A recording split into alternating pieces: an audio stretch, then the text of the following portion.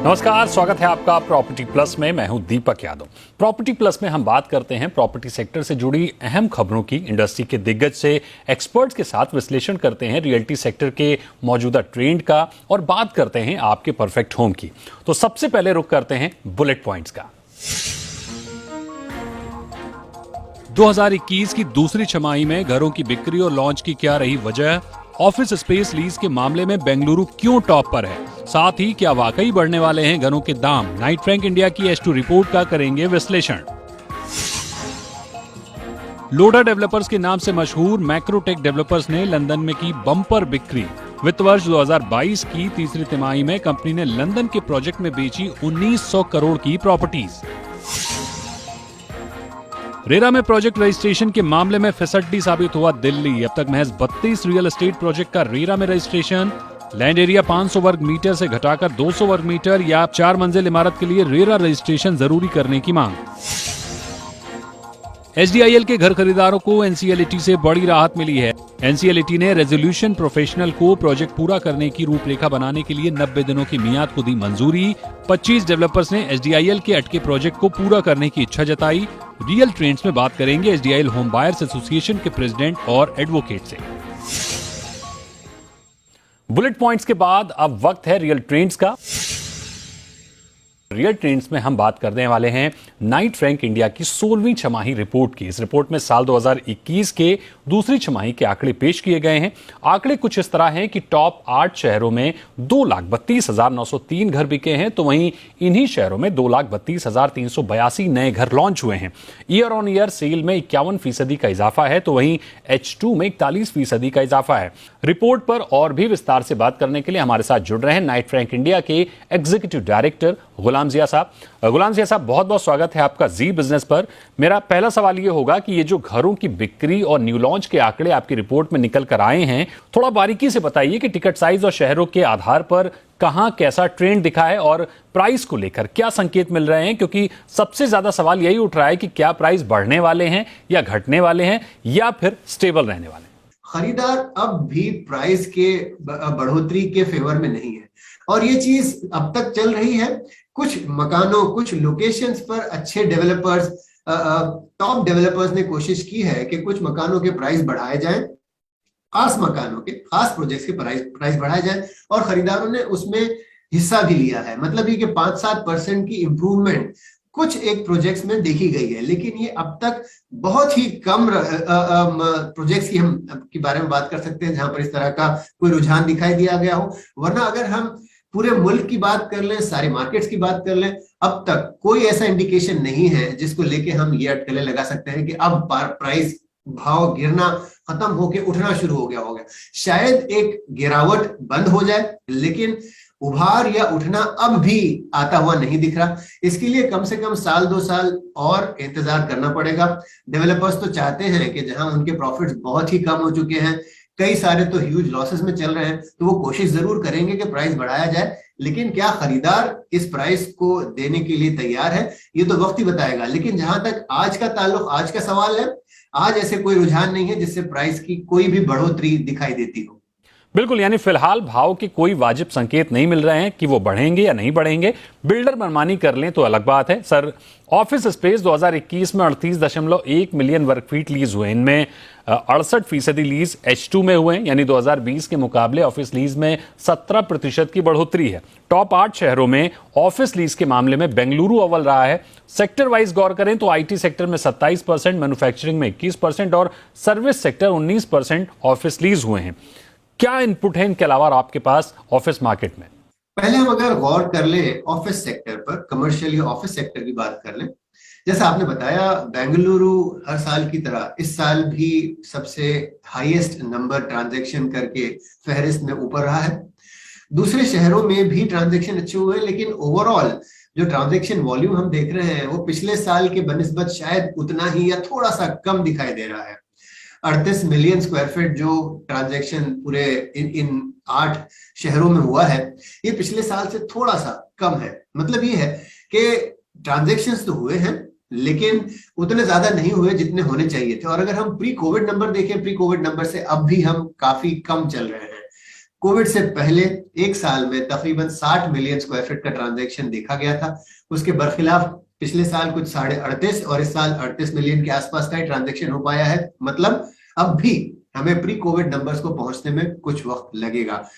दूसरी तरफ जो आप बता रहे हैं, एक नई उम्मीद की किरण जरूर जागी है, क्योंकि पिछले साल आईटी इंडस्ट्री और आईटीएस बीपीओ वगैरह में काफी रिक्रूटमेंट देखा गया है। बड़े पैमाने पर जॉब्स और नौकरियां लगी हैं, लेकिन उसके सामने इन कंपनीज ने नए ऑफिसेज नहीं लिए हैं। इसका मतलब ये है कि लोग बड़े हैं, लेकिन ऑफिस स्पेस जहां की वहां है, उसमें ज्यादा बढ़ोतरी नहीं हुई। उन्होंने ज्यादा ऑक्यूपाई नहीं किया, ज्यादा लीज नहीं किया। प्राइसेस में कुछ ज्यादा गिरावट नहीं देखी गई, प्राइसेस स्टेबल चल रहे हैं। लीज रेंटल्स काबू में है, जैसे थे वैसे ही चल रहे हैं, वो एक अच्छी बात है। आगे चलते हुए देखते हैं कि जैसे ही अगर पेंडेमिक काबू में आता है तो किस प्रकार दोबारा कमर्शियल रियल एस्टेट में जो एक नया रुझान देखा जाएगा उभार का, वो अगले शायद क्वार्टर या 2 क्वार्टर में दिखने की उम्मीद है। गुलाम साहब, सिटी वाइज अगर हम देखें तो हैदराबाद ने हाउसिंग और कमर्शियल दोनों सेगमेंट में बेहतर किया है। क्यों हैदराबाद प्रॉपर्टी डेस्टिनेशन बनता दिख रहा है और क्या बड़ी वजह है इस शहर में बढ़ते रियल एस्टेट की? पिछले तकरीबन कई साल तक जो कुछ भी स्टेट सेपरेशन के मसलों से उलझता रहा, उसके कारण इस मकाम को काफी नुकसान उठाना पड़ा था। पर एक बार जब एक स्टेबल गवर्नमेंट स्टेट में बन गई है, हालात सुधरे हैं, उसके बाद लगातार इस शहर में बढ़ोतरी देखी गई है, इस शहर की तरक्की देखी गई है। तो जहां एक तरफ रेसिडेंशियल की अगर बात कर लें, रेसिडेंशियल में तो एक चूंकि बहुत ही छोटा बेस था, आज भी अगर हम देखें 25-30 हजार मकान अगर बिक रहे हैं तो ये दूसरे शहरों के मुकाबले में बहुत बड़ा नंबर नहीं है, बेंगलोर, चेन्नई, हैदराबाद या मुंबई जैसे शहरों के मुकाबले में, लेकिन ये वहां पहुंच रहा है। लेकिन दूसरी तरफ जहां तक ऑफिस का सवाल है, इसका एक खास कारण ये है कि ऑफिस सेक्टर, चूंकि आईटी इंडस्ट्री मेजर कंट्रीब्यूट कर रही है ऑफिस सेक्टर रिक्वायरमेंट में, और हैदराबाद में एजुकेशन, इंग्लिश स्पीकिंग, ये सारे लोग बहुत बड़े तादाद में, बहुत बड़ी मकदार में अवेलेबल हैं। तो जो जिसे हम सोर्स पूल कहते हैं, ह्यूमन रिसोर्स पूल कहते हैं, वो हैदराबाद में काफी समय से बहुत अच्छा बना हुआ है। तो मतलब ये है कि ऑफिस स्पेस ट्रांजैक्शन हैदराबाद में लगातार बना हुआ है, और इस चीज के कारण जो नई जॉब्स क्रिएट हो रही हैं, जो नए वेल्थ क्रिएशन हो रही है, उस चीज का सीधा साधा डायरेक्ट इम्पैक्ट, डायरेक्ट असर जो है रेसिडेंशियल मार्केट पर भी देखा जाता है। बिल्कुल, यानी फ्यूचर निवेश के लिए हैदराबाद एक बेहतर विकल्प हो सकता है। हैदराबाद रियल एस्टेट अब नई तस्वीर पेश कर रहा है। जाहिर है कमर्शियल एक्टिविटी बढ़ेगी तो हाउसिंग मार्केट भी रफ्तार पकड़ेगा। यानी आपकी छमाही रिपोर्ट के सार को अगर देखें तो कोविड से पहले हाउसिंग मार्केट ठप हुआ, लेकिन बाद में कोविड हाउसिंग के लिए वरदान साबित हुआ। इसमें होम लोन की दरों ने बड़ा रोल निभाया है, बिक्री को बूस्ट दिया है, जिससे पिछले 10 साल में 2021 में सबसे शानदार हाउसिंग सेल देखने को मिली है। बढ़ते हैं अगले रियल ट्रेंड्स की ओर। भारत में real estate regulatory and development authority यानी रेरा 2016 में आया। अब तक देश भर में रेरा के तहत 72,000 प्रोजेक्ट रजिस्टर हो चुके हैं। लेकिन क्या आप यकीन करेंगे कि देश की राजधानी दिल्ली में 3 दर्जन से भी कम प्रोजेक्ट रजिस्टर हुए हैं? आखिर क्या वजह है कि दिल्ली में रेरा के अंतर्गत प्रोजेक्ट रजिस्ट्रेशन में इतनी मायूसी है? क्या कोई टेक्निकल रीजन है या फिर दिल्ली के डेवलपर्स रेरा के नियमों की अनदेखी कर रहे हैं? इसमें क्या फायदे नुकसान हैं, समझते हैं अमित गोयल से। अमित गोयल सीईओ हैं इंडिया सोथबीज इंटरनेशनल रियल्टी में। बहुत बहुत स्वागत है अमित जी आपका जी बिजनेस पर। मेरा पहला सवाल यह होगा कि देश भर में 72,000 प्रोजेक्ट का रजिस्ट्रेशन और नेशनल कैपिटल में सिर्फ 32, क्या वजह है कम रजिस्ट्रेशन की? Thank you Deepak for having me in the show. Deepak, actually Delhi में जो प्रोजेक्ट्स हैं वो ज्यादा अनऑर्गेनाइज्ड प्लेयर्स या छोटे बिल्डर्स हैं जो प्रोजेक्ट्स को करते हैं। एंड ये सब प्रोजेक्ट्स ग्राउंड +4 फ्लोर्स डेवलप होते हैं, जिसमें रेरा रजिस्ट्रेशन में is little bit of grey area कि वो रजिस्ट्रेशन में एक एग्जेम्पशन है 500 स्क्वायर मीटर्स या 8 unit. Now some interpretations in the court judgments आए हैं, जो वो आए हैं कि दोनों में से एक भी कंडीशन है तो रजिस्ट्रेशन होना चाहिए, बट कुछ डेवलपर उसको देखते हैं कि दोनों अगर हैं तो एग्जेम्पशन है। उसकी वजह से छोटे डेवलपर, छोटी ये जो प्रोजेक्ट की डेवलपमेंट्स होती हैं, इवन दो प्राइसेस बहुत हाई हैं दिल्ली में, बिकॉज नेशनल कैपिटल है, लैंड वैल्यूज बहुत हाई हैं। जो अच्छे दिल्ली के एरियाज हैं, 15, 20, 25 जो बड़ी कॉलोनीज हैं, उन कॉलोनीज में prices are as high as 15 lakh रुपए गज, 10 लाख रुपए गज, 12 लाख रुपए गज। एंड एक 300-400 गज का अपार्टमेंट, एक अपार्टमेंट 15 से 20 करोड़ में दिल्ली की कॉलोनीज जैसे जोरबाग है, वसंत विहार, वेस्ट एंड, शांति निकेतन, आनंद निकेतन, इन कॉलोनीज में काफी अच्छी डिमांड होती है। बट प्राइसेस हाई होने के बाद भी रजिस्ट्रेशन उनका नहीं है रेरा का, और प्रोजेक्ट्स काफी डिलेड भी हैं। बिल्डर्स ने 3, 4, 5 साल तक प्रोजेक्ट्स कंप्लीट नहीं किए हैं। जो फंड्स आए वो डाइवर्ट कर दिए दूसरा लैंड प्रोक्योर करने में, दूसरे प्रोजेक्ट्स खरीदने में, और इससे जो होम बायर्स हैं उनको काफी ज्यादा हैरेसमेंट या उनको डिफिकल्टी होती है अपना प्रोजेक्ट लेने में। अमित जी, दिल्ली के घर खरीदारों के लिए बिना रेरा रजिस्ट्रेशन वाले प्रोजेक्ट कितनी बड़ी समस्या बन सकते हैं और सरकार को इस मामले में कैसे हस्तक्षेप करने की जरूरत है ताकि होम बायर्स के अधिकारों का हनन ना हो? बहुत अच्छा सवाल है आपका। ऑलरेडी होम बायर्स काफी सफर कर रहे हैं, काफी ज्यादा डिफिकल्टी में हैं, और नॉट जस्ट होम बायर्स, काफी ऐसे प्रॉपर्टी ओनर्स हैं जो कोलैबोरेशन करते हैं बिल्डर्स के साथ, और उनका वो 1 या 2 फ्लोर देते हैं बिल्डर को क्योंकि उनके पास फाइनेंसेस नहीं है या कैपेबिलिटीज नहीं है बिल्डिंग बनाने की, टाइम नहीं है, एक्सपर्टीज नहीं है, तो वो बिल्डर्स के पास जाके 1-2 फ्लोर बिल्डर्स को दे देते हैं, बाकी खुद रख लेते हैं। एंड मोस्टली ये लोग एल्डरली सिटीजन्स हैं, कुछ केसेस में एनआरआईज भी हैं, जो बिल्डर्स के साथ टाई अप करके प्रोजेक्ट में 2, 3, 4, 5 साल तक कई बारी डिले हो जाता है, और वो लोग भी उसमें सफर करते हैं। तो दिल्ली सरकार से हमारी अपील है दैट उनको रेरा में सारी कैटेगरी ए कॉलोनीज को लाना चाहिए, और जितने भी प्रोजेक्ट्स 500 या 8 यूनिट, उनमें से एक कंडीशन होनी चाहिए दोनों नई एग्जम्पशन के लिए, क्योंकि दिल्ली की मार्केट में stamp duty 5000 crore plus collect होती है हर साल। ओवरऑल इंडिया में जैसे आपने कहा 72,000 प्रोजेक्ट्स रजिस्टर्ड हैं, बट दिल्ली में ओनली 32। उस 32 में भी एक्चुअल प्रोजेक्ट्स 23 हैं, बाकी डिफरेंट फेजेस ऑफ प्रोजेक्ट्स हैं। अमित जी, दिल्ली में रेरा का ड्राफ्ट तैयार हुआ, दिल्ली की संसद में रेरा पास हुआ और दिल्ली में ही सबसे कम प्रभावी है। क्या इसे कमजोर होमवर्क नहीं कहा जाना चाहिए? इन सम वे यस, ये थोड़ा कमजोर होमवर्क है, एंड सरकार को थोड़ा ज्यादा इसमें डायनामिक होके, ज्यादा प्रोएक्टिव होके मेजर्स को लाना चाहिए ताकि होम बायर और प्रॉपर्टी ओनर दोनों का इसमें सेफ्टी सिक्योरिटी रहे। जैसे मैंने पहले कहा, बॉम्बे, बेंगलोर, गुड़गांव, नोएडा, ऐसी बहुत सारी जो दूसरे शहर हैं उनमें हाई राइज बिल्डिंग्स बनती हैं 15, 20, 25 स्टोरी की, बट दिल्ली में mostly because of Lutyens and FAR norms ज्यादातर प्रॉपर्टी बनती हैं ग्राउंड प्लस 3 स्ट्रक्चर। तो ग्राउंड प्लस 3 में सिर्फ 4 या 5 यूनिट होती हैं, 4 फ्लोर प्लस बेसमेंट। अब वो 5 यूनिट होने से वो दायरे से बाहर रह जाती हैं, जो सरकार से हमारी अपील है should be included in the RERA registration ambit। और दूसरी चीज जो बड़ी इंपॉर्टेंट है जो मैं मेंशन करना चाहूंगा, जो एग्रीमेंट टू सेल बिल्डर्स के साथ साइन होते हैं वो कई बारी वन साइडेड होते हैं। तो जैसे रेरा रजिस्ट्रेशन होगा तो उसमें रेरा अथॉरिटीज के ड्राफ्ट टेम्पलेट्स हैं फॉर एग्रीमेंट टू सेल जो काफी बैलेंस्ड हैं, जिसमें दोनों साइड की प्रोटेक्शन होती है। That is one of the very very critical aspect. वो बहुत जरूरी है जो रेरा अथॉरिटी को देखना चाहिए। दिल्ली में कम रजिस्ट्रेशन की सबसे बड़ी वजह यह है कि छोटे प्लॉट होने के चलते रेरा के बुनियादी पैरामीटर ही पूरे नहीं होते हैं। दूसरी ओर बड़ी मात्रा में अनऑर्गेनाइज्ड डेवलपर्स का जाल, लिहाजा दिल्ली में रेरा लागू जरूर हुआ है लेकिन प्रभावी नहीं है। यानी कहीं ना कहीं इसे एक बड़ी चूक, एक कमजोर होमवर्क के तौर पर देखा जा सकता है। अब सरकार इस मामले को समय रहते ठीक करती है या नहीं, ये देखने वाली बात होगी। बहुत बहुत शुक्रिया अमित गोयल जी हमारे साथ जुड़ने के लिए और इस अहम मुद्दे पर बात करने के लिए। प्रॉपर्टी प्लस में बढ़ेंगे अगले रियल ट्रेंड्स की ओर, लेकिन एक छोटे से ब्रेक के बाद।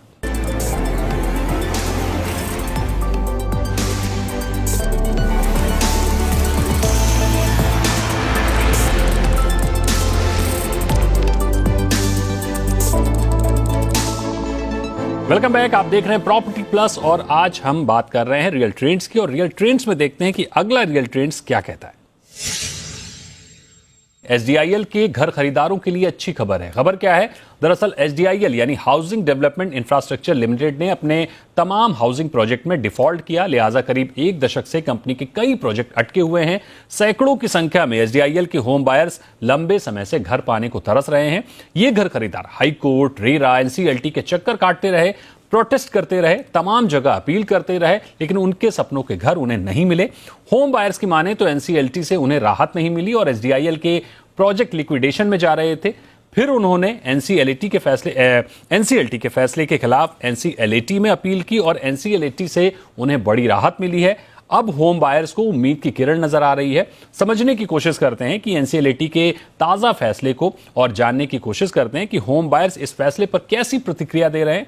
हमारे साथ चंद्रकिशोर कोलिंडेवाला जुड़े हुए हैं, president SDIL majestic tower flat owners association, और हमारे साथ जुड़े हुए हैं एडवोकेट अमित मेहता। आप सभी का बहुत बहुत स्वागत है। सबसे पहला सवाल मेरा अमित आपसे होगा कि एनसीएलटी दिल्ली से एसडीआईएल के प्रोजेक्ट के लिए क्या अहम फैसला आया है और उससे घर खरीदारों को कितनी राहत मिलेगी? एक सबसे महत्वपूर्ण बात ये है कि ये केस में होम बायर्स रिप्रेजेंट कर रहे थे just 10% of the total strength of the COC in committee of creditors. So they had just asked for project based resolution earlier option. इसके पहले भी उन्होंने प्रोजेक्ट बेस्ड रेजोल्यूशन इन्होंने मांगा था, बट हमको रिकॉग्नाइज करना बहुत जरूरी है कि रेजोल्यूशन है वो जो बड़े बड़े कंपनीज है वो प्रायोरिटी होम बायर्स को नहीं देते, और इसमें ये रेजोल्यूशन में और ये एनसीएलटी का जो ऑर्डर है उसमें होम बायर्स को प्रायोरिटी दी गई है। और इसमें टाइम एक बहुत बड़ा इंपॉर्टेंट एसेंस होता है। तो आपने अगर आपने पढ़ा होगा तो the while time is of essence in any insolvency resolution process, liquidation is the last resort and all options must be explored. यानी जो हम लिक्विडेट कर रहे हैं कंपनी को, ये सबसे लास्ट ऑप्शन होना चाहिए। ये जो जजमेंट है एनसीएलटी का, इसमें लिक्विडेशन में न जाने के बजाय फ्लैट बायर्स को अपना एक ऑप्शन एग्जीक्यूट करने का हक दिया गया है, और ये कहा गया है कि भाई फ्लैट बायर्स अपना दूसरा कोई डेवलपर है या कॉन्ट्रैक्टर है उसका एक्सरसाइज कर सकते हैं एक option, and that is why this is a very landmark order of NCLT. मेरा अगला सवाल होगा चंद्रकिशोर जी आपसे, कितनी लंबी लड़ाई लड़ी है आपने और अब एनसीएलटी के ताजा फैसले से कितनी राहत महसूस कर रहे हैं? एनसीएलटी दिल्ली ने जो अभी हमें 4 जनवरी को जो फैसला सुनाया है वो हमारे सभी होम बायर्स एचडीआईएल 5000 मेंबर्स हैं उनके लिए बहुत ही बढ़िया राहत है और बहुत ही बढ़िया फैसला है, और इससे हमें बहुत ही फायदा मिलेगा क्योंकि एनसीएलटी कोर्ट ने जो फैसला दिया था कि भाई अभी ये जो केस है वो लिक्विडेशन में जाएगा, और आरपी का भी समय 90 दिन बढ़ाना था, वो बढ़ाने से इनकार कर दिया था। लेकिन अभी एनसीएलटी कोर्ट ने तुरंत हमारा सुनवाई किया और समय भी व्यतीत नहीं किया, तुरंत उन्होंने एक्शन लेके ये जजमेंट दे दिया कि आरपी का समय बढ़ा दिया 90 दिन। और अभी हमारे 25 बिल्डर ऑलरेडी आए हुए हैं, अप्लाई किए हुए हैं, जो कि तैयार है। हमारे उन्होंने एलओसी दिया हुआ है, एलओआई दिया हुआ है, तो हमारा केस भी अब तुरंत आगे बढ़ेगा। और हम लोग 90 दिन में आरपी ने मुझे आश्वासन दिया है कि वो पक्का 90 दिन में चंद्रकिशोर जी हम आपका मकान बनाना आपका काम शुरू करा देंगे और आपको जरूर से जरूर घर मिलेंगे, हम आपके साथ हैं। अमित जी, एनसीएलटी दिल्ली के फैसले के बाद क्या अब होम बायर्स को घर मिलने का रास्ता पूरी तरह से साफ हो गया है या फिर अब भी कोई पेच देख रहे हैं आप? देखिए, ऐसा है कि अगर डेवलपर है या किसी को चैलेंज करे तो चैलेंज कर सकते हैं ऑर्डर जाके सुप्रीम कोर्ट के अंदर, ओके, लेकिन मुझे इसकी पॉसिबिलिटी कम लग रही है। और जो रेजोल्यूशन प्रोफेशनल है वो क्या करेगा, अभी एक रेजोल्यूशन पास हुआ था इन द सीओसी मीटिंग, उनको जो 18th मीटिंग बोलते हैं, वो 8 सितंबर 2021 को अप्रूव हुई थी। वो कंसिडर करके अभी there is a possibility then another developer को अपॉइंट करेगा रेजोल्यूशन प्रोफेशनल, जो एक्सप्रेशन ऑफ इंटरेस्ट आए थे दूसरे डेवलपर्स का, उसको ध्यान में रखते हुए वो उसको प्रायोरिटी देगा, और जिसके लिए it is very easy now for home buyers to get the houses through this new developer.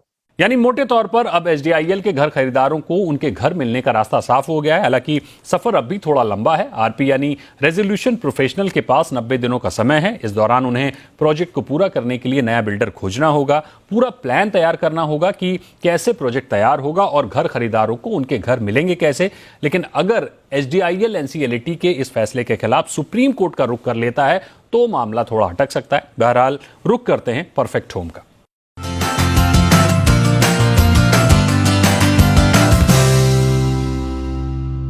आपने कंस्ट्रक्शन में अक्सर आरसीसी और पीसीसी का जिक्र सुना होगा, लेकिन क्या आप वाकई कंस्ट्रक्शन के शब्द को बारीकी से जानते हैं? क्या कभी आपका बिल्डर आपको दिए गए ब्रोशर में ये जिक्र करता है कि आपको जो इमारत बनाकर देने वाला है उसके स्ट्रक्चर में किस ग्रेड का आरसीसी इस्तेमाल करने वाला है? या कभी आप पूछते हैं कि भाई किस ग्रेड का कंक्रीट लग रहा है?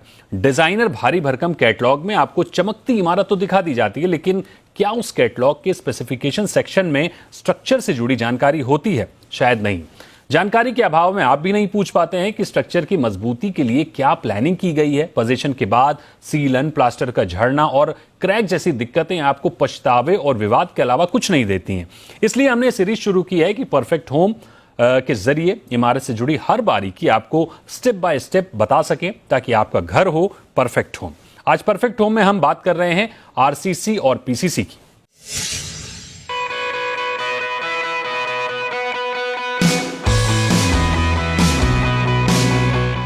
गगन चूमती इमारतें,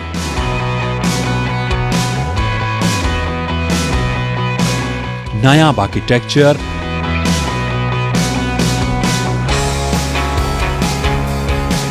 भारी भरकम गाड़ियों को संभालते ब्रिज, चमचमाते एक्सप्रेसवेज, भीमकाय विमानों के टेक ऑफ और लैंडिंग को सफल बनाते एयरपोर्ट के रनवे, यहां तक पहाड़ों को भेदती और सैकड़ों फीट जमीन के नीचे काबिज सुरंगों को मजबूती मिलती है कंक्रीट से।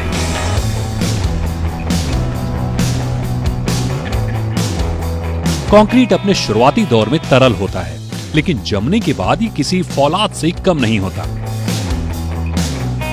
यही वजह है कि दुनिया भर के इंफ्रास्ट्रक्चर और रियल एस्टेट में कंक्रीट ने अपनी वो जगह बना ली है जिसके बिना फिलहाल निर्माण संभव नहीं है। आमतौर पर कंक्रीट को दो भागों में इस्तेमाल किया जाता है। पहला आरसीसी यानी रेनफोर्स्ड सीमेंट कंक्रीट और दूसरा पीसीसी यानी प्लेन सीमेंट कंक्रीट। आसान शब्दों में समझें तो जब कंक्रीट में स्टील बार्स का इस्तेमाल होता है तब ये आरसीसी है और बिना स्टील बार्स के पीसीसी। पहले बात करते हैं पीसीसी की। दरअसल किसी भी इमारत या स्ट्रक्चर के कंस्ट्रक्शन में बेस सरफेस को सपाट और ठोस बनाया जाता है ताकि बुनियादी लेआउट अस्तित्व में आ सके। आमतौर पर गली, फुटपाथ या पक्की फर्श के नीचे पीसीसी का इस्तेमाल किया जाता है। पीसीसी को M15 और M10 ग्रेड के तौर पर जाना जाता है। इसमें 1-2-4 या 1-3-6 के अनुपात में सीमेंट, पत्थर की गिट्टी और रेत का इस्तेमाल होता है। पीसीसी में आमतौर पर ऑर्डिनरी पोर्टलैंड सीमेंट या कहें ओपीसी सीमेंट का इस्तेमाल होता है। पीसीसी में भार सहने की क्षमता कम होती है, तो वहीं इसमें खर्च भी कम आता है। पीसीसी के बेस पर मेन स्ट्रक्चर हमेशा आरसीसी से ही बनाया जाता है। आरसीसी में पत्थर की गिट्टी, रेत के साथ लोहे की छड़ का इस्तेमाल भी किया जाता है, जिसे आम भाषा में सरिया कहते हैं। सरिया में तनाव सहने की क्षमता होती है, या यूं कहें टेंसाइल स्ट्रेंथ के लिए सरिया का इस्तेमाल किया जाता है। आरसीसी से इमारत के फाउंडेशन, पिलर, बीम, छत बनाई जाती है। ब्रिज, रिटेनिंग वॉल जैसे ज्यादा भार सहने वाले स्ट्रक्चर भी आरसीसी से ही बनाए जाते हैं।